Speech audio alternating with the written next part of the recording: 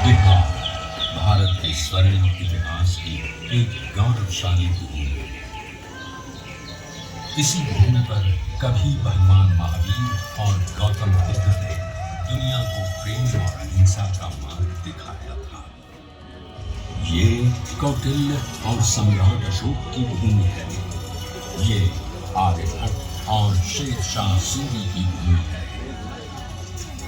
इसी भूमि पर गुरु गोविंद सिंह और वीर कुंवर सिंह जैसे परमवीर जन्मे और यहीं पर राष्ट्र कवि दिनकर और साहित्यकार वेणु जैसे विद्वानों ने अपनी कलम से दुनिया को प्रेरित किया। गंगा की धाराओं से सिंचित बिहार की भूमि ने आदिकाल से ही भारत की शान को बढ़ाया।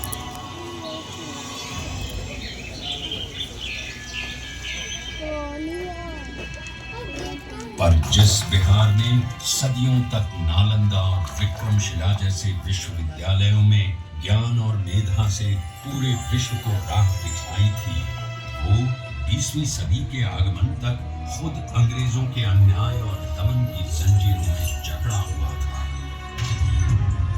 ये वो समय था जब अंग्रेजों ने भारत को पूरी तरह गुलाम बना लिया था।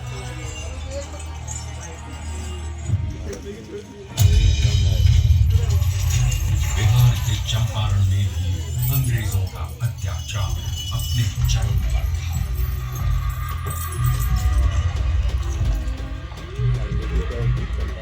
चंपारण की उपजाऊ भूमि अंग्रेजों के लालच के कारण जबरन नील गाने को लाचार थे और धीमे धीमे बंजर हो रही थी।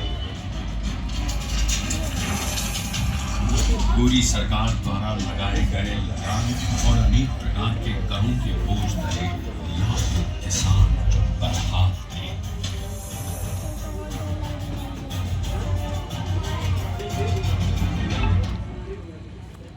और जब पूरा चंपारण नाउम्मीदी के अंधकार में डूबा हुआ था, तब उस जमीन पर एक महान आत्मा का आगमन हुआ। पंडित राजकुमार शुक्ल के बारंबार आग्रह पर चंपारण आए गांधी जी को उस समय इस बात का बिल्कुल भी अंदाजा नहीं था कि बिहार से उनकी ये भेंट उनके जीवन की सबसे महत्वपूर्ण घटना बन जाएगी। अंग्रेजों द्वारा किए जा रहे अन्याय और दमन से उत्पीड़ित किसानों को देख पहली बार भारत की अवदशा से अवगत होकर उन्होंने चंपारण में कहा, मुझे नीलहे किसानों में सत्य दिखा।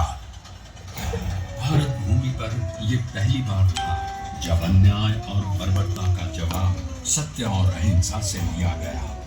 उनके नेतृत्व और सिद्धांत से प्रेरित होकर बिहार के सर्वश्री ब्रजकिशोर प्रसाद, अनुग्रह नारायण सिंह, डॉक्टर राजेंद्र प्रसाद, आचार्य कृपलानी, मजहरुल हक, रामनवमी प्रसाद, बाबू धर्मीधर प्रसाद आदि जैसे नेतागण भी इस आंदोलन में कूद पड़े।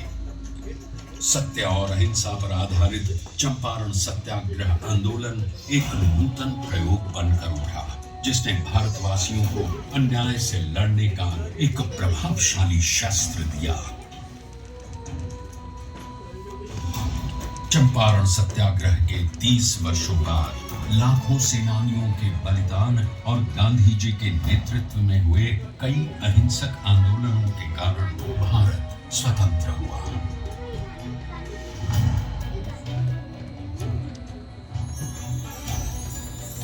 उनके विचारों ने न केवल देश को आजादी की राह दिखाई, बल्कि देश के सामाजिक व आर्थिक पुनरुत्थान का मूलाधार भी बने।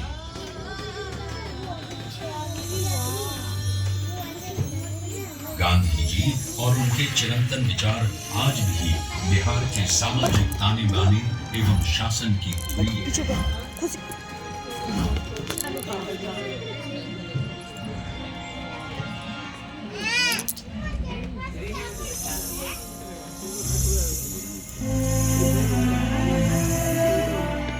सन 2017 में चंपारण सत्याग्रह शताब्दी वर्ष के उपलक्ष्य में बिहार के दूरदर्शी एवं युग परिवर्तक माननीय मुख्यमंत्री श्री नीतीश कुमार जी की प्रेरणा से कई कार्यक्रमों का आयोजन किया गया। इसमें गांधी जी की स्मृति, उनकी विरासत, शिक्षा और ध्येय को जन जन तक पहुंचाया गया और शैक्षणिक एवं सरकारी नीतियों में गांधी दर्शन को प्रमुखता दी गई।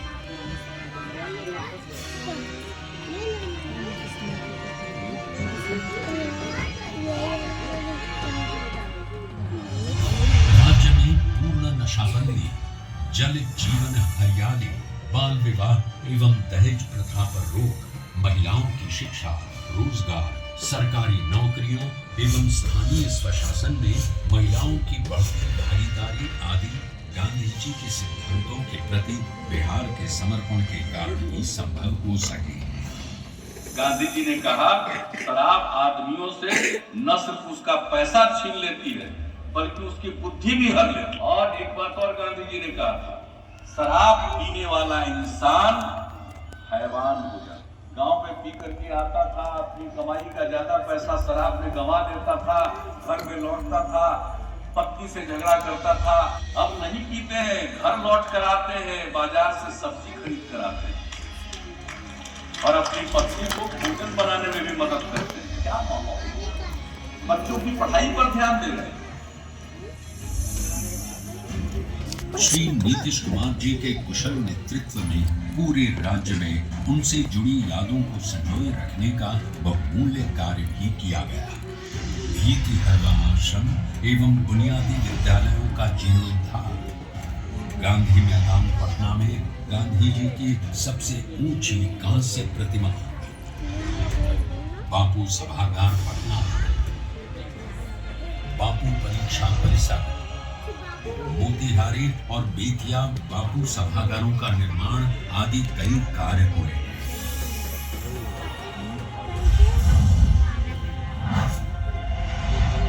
बापू टावर के निर्माण में माननीय मुख्यमंत्री श्री नीतीश कुमार का निर्देश था कि इसे बापू के आदर्शों की ही तरह ऊंचा बनाया जाना चाहिए।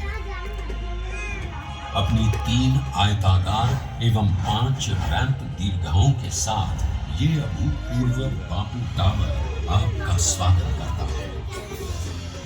ये आपको गांधी जी के जीवन की ऐसी यात्रा पर ले जाएगा जो आपके मन में बापू की एक अमिट छाप छोड़ देगा। लोगों ने तय किया कि हम सब लोग गांधी जी के विचारों को लोगों तक अवगत कराएंगे। 10 से 15% की नई पीढ़ी के बच्चे बच्चियों के मन में अगर गांधी जी के विचारों का आकर्षण पैदा हो गया और उसके प्रति उनके मन में समर्पण का भाव पैदा होगा, तो ये समाज बदल जाएगा, देश बदल जाएगा। ये मेरा पूरा विश्वास है।